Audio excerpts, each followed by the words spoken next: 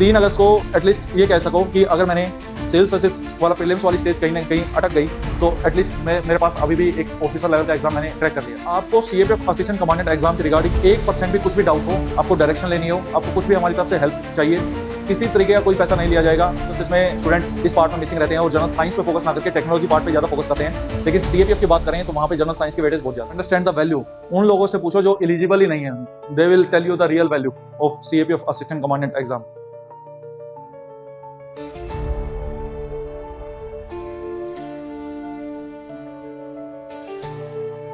जय हिंद everyone, welcome to AVKS academy. मैं नवीन शोगन एक बार फिर से स्वागत करता हूं एवीकेएस प्लेटफॉर्म पे। आज इस वीडियो में हम बात करेंगे उन एस्पिरेंट्स के बारे में जिन्होंने हाल ही में यूपीएससी सिविल सर्विसेज का एग्जाम लिखा है। आप यूट्यूब पे देख रहे होंगे, टेलीग्राम पे देख रहे होंगे, बातें चल रही हैं कि आज प्रीलिम्स का रिजल्ट आ जाएगा या कल इसका रिजल्ट आएगा। बहुत सारी बातें इस चीजों के बारे में चलती रहती हैं। इस वीडियो में हम ये बात करने वाले हैं कि कुछ चीजें प्री डिटरमाइंड हैं और कुछ चीजें वेल डिफाइंड हैं कि रिजल्ट आ जाए या कल आए, लेकिन लगभग 11 से 12 हजार कैंडिडेट्स ही ऐसे होंगे जिनको मेंस लिखने का मौका मिलेगा, जिनका प्रीलिम्स क्लियर होगा।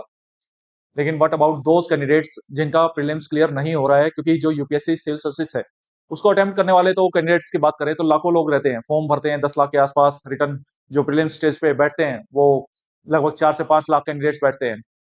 तो ऐसे कैंडिडेट्स के पास ऑप्शन क्या है after the result? I know कि काफी पेनफुल रहेगा जब रिजल्ट आएगा और आप अपना लिस्ट में नाम चेक कर रहे होंगे या रोल नंबर चेक कर रहे होंगे और वहां पे जब रिफ्लेक्ट नहीं होता है, तो we can understand your pain. हर बार ऐसा, हर जो भी एग्जाम होता है स्टूडेंट्स इस तरीके का पेन फील करते हैं। और इसमें आपने बहुत मेहनत भी की होती है, क्योंकि सिविल सर्विसेज एस्पिरेंट की एक खास बात होती है कि वो पढ़ने से नहीं डरता है। बहुत ऐसे एस्पिरेंट हैं जो 8 घंटे पढ़ते हैं, 10 घंटे पढ़ते हैं, 12 घंटे पढ़ते हैं, 14 घंटे भी पढ़ते हैं और लास्ट मोमेंट में तो जी जान लगाते रहते हैं। लेकिन कुछ ना कुछ ऐसी दिक्कत रह जाती है समटाइम्स कि सीसेट ऑब्स्टेकल का काम करता है या जनरल स्टडीज वाला पार्ट ऑब्स्टेकल का काम करता है। रिसेंट का जो एग्जाम है उसकी एनालिसिस हमने की थी कि बहुत लेंथी एग्जाम था, टॉपिक्स नॉन थे, लेकिन जो क्वेश्चन पूछने का तरीका था वो काफी डिफिकल्ट था। और आज के समय में जिस तरीके का एग्जाम सिविल सर्विसेज का हो गया है उसमें लक फैक्टर काफी इंक्रीज हो गया है। तो बहुत सारे स्टूडेंट्स हैं जो बॉर्डर पे हैं, तो उनका एक डिसाइडिंग फैक्टर रहेगा जब रिजल्ट आएगा।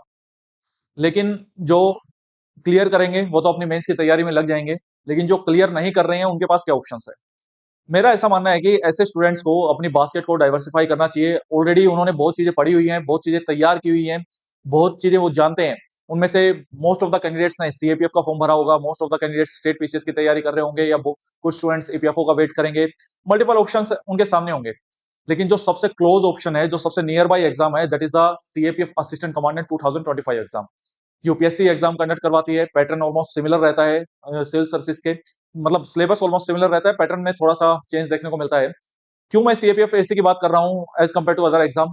क्योंकि आप अपना पर्पस याद कीजिए कि जब आपने तैयारी स्टार्ट की थी कि आपका पर्पस क्या था। किसी का पर्पस हो सकता है कि मुझे देश के लिए सेवा करनी है, मुझे आईपीएस ज्वाइन करना है, मुझे आईएएस बनना है, लोगों की सेवा करनी है। लेकिन सेम पर्पस आपका सीएपीएफ में भी तो फुलफिल हो रहा है। और सीएपीएफ आप देने के बाद you can opt further options for the further studies. लेकिन इस समय जो माइंड को सही जगह पे रखने के लिए you need a plan, you need a target, और short time target is the CAPF assistant commandant 2025 exam. मेरा ऐसा मानना है कि अगर आप इस एग्जाम को क्लियर नहीं कर पाते हैं सिविल सर्विसेज को, तो आपको सीएपीएफ में अपना 100% देना चाहिए, क्योंकि बहुत सारी चीजें ऐसी हैं जो आपने ऑलरेडी प्रिपेयर की हुई हैं। बस आपको थोड़ी सी गाइडेंस की जरूरत है और थोड़ी सी और मेहनत की जरूरत है। जहां पे इतना समय लगाया है प्रीलिम्स के लिए, वहां पे 1.5-2 महीना और, मीन्स 45 डेज 50 डेज की बात है। आप अगर और जोर लगाएंगे तो मैं ये श्योरिटी दिलाता हूं कि आपका रिटर्न 101% क्लियर हो जाएगा। तो this is the chance to say yourself कि yes I can do it. और मेन बात यही है कि एजेंडा ये है कि अपने आप को प्रूव करना कि मैं जो मेहनत कर रहा हूं उसका रिजल्ट मुझे मिलना चाहिए। मेरी जो अकाउंटेबिलिटी खुद के प्रति है वो मैं इंश्योर करूंगा to crack the multiple exams. उसमें से CAPF assistant commandant can be one of the top priority. इसमें सिलेबस की बात करें तो यू नो वेरी वेल कि 2 एग्जाम होते हैं, पेपर 1 प्लस पेपर 2। पेपर 1 आपका ऑब्जेक्टिव टाइप है, पेपर 2 सब्जेक्टिव टाइप है। पेपर 1 250 मार्क्स का है, पेपर 2 200 मार्क्स का है। पेपर 1 आप क्वालिफाई करते हैं तो पेपर 2 तभी आपका चेक होता है। ऑलरेडी सारी चीजें आपने तैयार की हुई हैं, सिलेबस डिट्टो सेम है। आपने पॉलिटी अच्छे से पढ़ा हुआ है, आपने हिस्ट्री अच्छे से पढ़ा हुआ है, आपने ज्योग्राफी पढ़ा हुआ है, आपने एनवायरमेंट पढ़ा हुआ है, आपने टेक्नोलॉजी पढ़ा हुआ है, जो आप साइंस की बात करते हैं, आपने इकोनॉमी में पढ़ा हुआ है, आपने मैथ्स रीजनिंग सीसेट के लिए प्रिपेयर किया हुआ है। तो मतलब चीजें तो आपने वेल प्रिपेयर की हुई हैं। तो मुझे क्या और करना है नेक्स्ट 45 डेज में?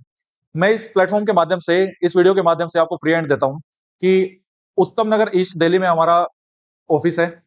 वहाँ पे हमारी ऑफलाइन क्लासेस भी होती हैं और मैं वहीं पे बैठता हूँ ऑफिस में, हमारी टीम भी वहीं पे रहती है। आपको सीएपीएफ असिस्टेंट कमांडेंट एग्जाम के रिगार्डिंग 1% भी कुछ भी डाउट हो, आपको डायरेक्शन लेनी हो, आपको कुछ भी हमारी तरफ से हेल्प चाहिए, किसी तरीके का कोई पैसा नहीं लिया जाएगा, आपको फ्री मेंटरशिप हम प्रोवाइड करवाएंगे। आप आइए, आके मिलिए, आपका जो भी डाउट है कि सपोज कॉमन डाउट्स को तो मैं इस वीडियो के माध्यम से ही एड्रेस कर दूंगा। स्टूडेंट्स के डाउट्स क्या रहते हैं, सर मैंने ऑलरेडी चीजों को प्रिपेयर किया हुआ है, मैं बाकी चीजें मुझे क्या प्रिपेयर करनी है, तो common areas are well prepared. बस इसमें जो क्वेश्चन का नेचर है दैट इज द डिफरेंट, इसमें one line statement based question ज्यादा रहते हैं, मतलब फर्दर स्टेटमेंट्स कम रहती हैं, वन पेयर टू पेयर का क्वेश्चन, इस तरह के क्वेश्चन की संख्या कम है। और जो मेजर मेजर जो आपका फोकस रहता है that is on the factual part. Factual part में इसमें इतना इंपॉर्टेंट हो जाता है जितना कि कॉन्सेप्चुअल पार्ट है। तो सपोज इन्वायरमेंट के सिविल सर्विसेज में आपके 15 से 20 क्वेश्चन देखने को मिलते हैं, तो सीएपीएफ में वहीं इसके केवल 5 से 7 क्वेश्चन देखने को मिलेंगे और वो टोटली करंट अफेयर बेस्ड या डेफिनेशन बेस्ड क्वेश्चंस देखने को मिलेंगे। तो इसके लिए आप पीवाईक्यू लगा सकते हो। पीवाईक्यू आपके अगर रिलायबल सोर्स नहीं मिल रहा है तो आप एवीकेएस की ऐप डाउनलोड कीजिए, वहां से आप पीवाईक्यू बुक ले सकते हो, ई बुक के फॉर्म में अवेलेबल है, वो डाउनलोड करके आप प्रिंट लगा सकते हो। उसमें लास्ट 11 ईयर्स के हमने पीवाईक्यू उनकी एक्सप्लेनेशन आपको प्रोवाइड करवाई है। इसके अलावा यूट्यूब पे ही सपोज कोई ऐसा कैंडिडेट है, सर मुझे नहीं देना एक भी रुपया, मेरे पास पैसा है ही नहीं, आप मेरी किस तरीके से हेल्प कर सकते हो? दोस्त, मैं आपकी दो तरीके से हेल्प कर सकता हूँ। अगर कंटेंट वाइज आपको हेल्प चाहिए तो यूट्यूब पे ही हम पूरा सिलेबस कवर करवा रहे हैं, चाहे पेपर 1 का है चाहे पेपर 2 का है, प्ले लिस्ट में जाएंगे, you will get the videos. इसके अलावा आपको मेंटरशिप चाहिए, ऑफलाइन सेंटर पे आप आ सकते हैं, कभी बात कर सकते हैं, जितना आपको टाइम यूटिलाइज करना है आप यूटिलाइज कर सकते हैं विद द टीम, या मेरे साथ भी आपको बैठ के बात करनी है आप कर सकते हैं। आपको जो डाउट्स है आप सब पूछ सकते हैं, आपको कैसे टेस्ट अटेम्प्ट करना चाहिए, किस सब्जेक्ट को कहां से तैयार करना चाहिए, हर एक पार्ट पे मैं आपकी हेल्प करूंगा और इन सब चीजों का कोई पैसा नहीं है। जो कॉमन डाउट्स हैं कि आपको जनरल साइंस पे बहुत फोकस करना चाहिए, क्योंकि सिविल सर्विसेज में स्टूडेंट्स इस पार्ट में मिसिंग रहते हैं और जनरल साइंस पे फोकस ना करके टेक्नोलॉजी पार्ट पे ज्यादा फोकस करते हैं। लेकिन सीएपीएफ की बात करें तो वहां पे जनरल साइंस की वेटेज बहुत ज्यादा है, तो जनरल साइंस आपको तैयार करनी पड़ेगी। तो बहुत सारे स्टूडेंट पूछते हैं सर एनसीईआरटी पढ़ूं या लूसेंट पढ़ूं या क्या पढ़ूं? ठीक है, एक तो प्लेलिस्ट अवेलेबल है, इसके अलावा जो प्लेलिस्ट है उसकी फुल फ्लेज में पीडीएफ हमारे टेलीग्राम चैनल पे प्रोवाइड करवा दूंगा, आप वो पढ़ सकते हैं। फिर भी आपको और नॉलेज ऐड करनी है तो Lucent is the best source, आप लूसेंट से इन चीजों को तैयार कर सकते हैं लास्ट टाइम पे। मेन वाइल करंट अफेयर्स आपने अभी पीटी 365 पढ़ा होगा, ऑलमोस्ट हर कैंडिडेट उस चीज को बहुत अच्छे से तैयार करके जाता है, but it is not helpful in the CAPF assistant commandant. बहुत लो लेवल पे हेल्प करेगी, आपकी करेगी तो स्टैटिक इन्फॉर्मेशन में हेल्प करेगी। अगर करंट अफेयर की बात करें तो इसमें highly one word current affair ज्यादा देखने को मिलते हैं, मतलब वेटेज 70% करंट अफेयर्स आपके वन वर्ड बेस्ड रहते हैं और बाकी जो 30% के आसपास है वो भी भले ही स्टेटमेंट बेस्ड है, लेकिन उनकी जो कैटेगरी है वो कैटेगरी बिलोंग करती है डिफेंस सेक्टर से या आपका अवार्ड रिपोर्ट्स। जो one word we can say that कि आपको factual knowledge, this the right word, कि फैक्चुअल नॉलेज आपकी होनी चाहिए अबाउट द करंट अफेयर्स। तो उसके लिए भी हमारी एनुअल मैगजीन आती है, आप वो कर सकते हैं, वो पीडीएफ फॉर्म में अवेलेबल है, मोस्ट अफोर्डेबल प्राइस में अवेलेबल है। और अगर आप खुद से तैयारी करना चाहते हैं तो हम डेली करंट अफेयर भी प्रोवाइड करवाए हुए हैं हमारे टेलीग्राम चैनल पे, या आपको कोई ऐसा लगता है कि कोई और ऐसा मार्केट में सोर्स है आपके पास अवेलेबल सोर्स है जो वन वर्ड करंट अफेयर्स को बहुत कॉम्प्रिहेंसिव वे में उस सीएपीएफ ओरिएंटेड कवर करता है, तो आप वो भी ऑप्ट कर सकते हैं। अबाउट अस कि हमारी रिलायबिलिटी क्या है इन चीजों के बारे में, तो दोस्त सीधी बात आपको यही बता दूं कि लास्ट 10 ईयर्स से केवल एक ही एग्जाम की तैयारी करवाते हैं, that is the CAPF assistant commandant, और पूरी टीम उसी पे फोकस्ड है। दिल्ली में हमारी ब्रांच है और ऑनलाइन आपको वेबसाइट वगैरह वहां पे जाके आप एक बार रिव्यूज देखिए, you will get the idea.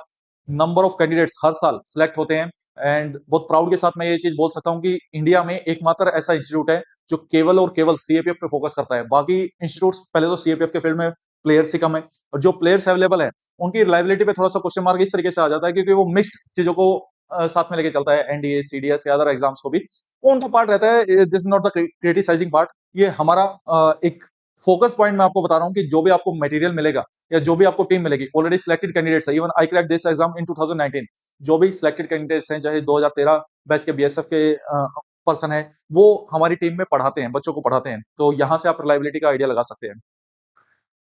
Paper two थोड़ा सा अलग होता है for the civil services aspirant. Paper two कैसे अलग होता है उस बारे में बात करते हैं। पेपर टू में जो कॉमन एरियाज कैंडिडेट के पास होते हैं कि एससे उसको ऑलरेडी कुछ ना कुछ उसने मेंस के लिए तैयार किया हुआ है, सी सेट के लिए उसने कॉम्प्रिहेंशन प्रैक्टिस किया हुआ है, मतलब जनरल स्टडीज जो एक मेन इंपॉर्टेंट फैक्टर है इन द पेपर टू, वो कैंडिडेट का तैयार होता है, उसको नॉलेज रहती है, कंटेंट उसके पास रहता है। लेकिन प्रॉब्लम कहाँ पे आती है? प्रॉब्लम आती है कि उसको ग्रामर उसने टच छोटा हुआ है, ग्रामर नहीं पढ़ा है, उसने फॉर्मेटिंग उसको नहीं पता है कि प्रेसिज राइटिंग कैसे करनी है, उसको रिपोर्ट राइटिंग कैसे करनी है, आर्गुमेंट कैसे लिखना है, उसको समराइज करना नहीं आता है कि वो कैसे 300 वर्ड में, क्योंकि यहाँ पे तो सिविल सर्विसेज में तो ऐसे लिखना है 1100 वर्ड में, 1000 वर्ड में, 1200 वर्ड्स में, यहाँ पे ऐसे लिखना है 300 वर्ड में।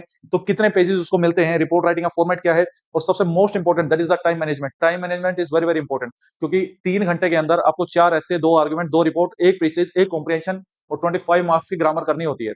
तो इसके लिए क्या किया जा सकता है, अगर आपको एक रिलायबल सोर्स आप देख रहे हैं तो आपकी ओआरएन में ही, मैं आपको नहीं बोल रहा हूँ कि सीधा परचेज करो, जो कुमार बुक शॉप है, जिलेदार बुक शॉप है, ऑफलाइन में ही आप मार्केट में घूमेंगे ओआरएन में, आपको ये बुक दिख जाएगी। आप पहले आराम से जाके इस बुक को देखिएगा, इसके इंडेक्स को देखिएगा, ओवरऑल बुक को देखिएगा, तो you will get the idea कि ये बुक आपके लिए लास्ट टाइम पे कैसे रामबाण इलाज है। इसमें हर एक इंपॉर्टेंट कंपोनेंट को हमने कवर किया है, चाहे वो एसए है, आर्गुमेंट है, रिपोर्ट राइटिंग है, या प्रीसी राइटिंग का कॉम्प्रिहेंशन है, या ग्रामर पार्ट है। 87 पेजेस में हमने पूरी ग्रामर को कंपाइल किया है। और मेरा ऐसा मानना है, ऐसा दावा है कि ये बुक पढ़ने के बाद आपको फॉर्मेटिंग से रिलेटेड या कंटेंट से रिलेटेड तो दिक्कत बिल्कुल नहीं आएगी।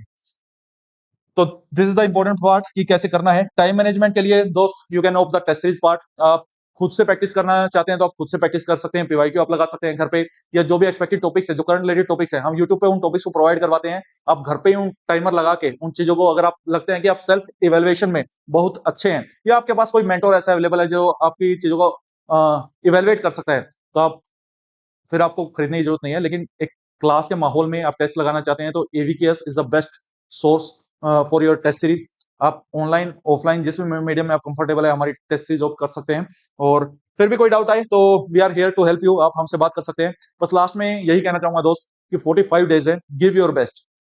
3 अगस्त को एटलीस्ट ये कह सको कि अगर मैंने सेल्स सर्विसेज वाला प्रीलिम्स वाली स्टेज कहीं ना कहीं अटक गई, तो एटलीस्ट मैं, मेरे पास अभी भी एक ऑफिसर लेवल का एग्जाम मैंने क्रैक कर लिया है। और असिस्टेंट कमांडेंट डीएसपी लेवल की पोस्ट है दोस्त, और 3 star. You will understand the value. उन लोगों से पूछो जो एलिजिबल ही नहीं है, they will tell you the real value of CAP of assistant commandant exam. और अगर आपकी एज अभी बची हुई है, आपने फॉर्म भरा हुआ है, और आप सच में सीरियस हैं अपने करियर के लिए, तो this is the high time, you should give your best. मिलते हैं नेक्स्ट वीडियो में। जय हिंद।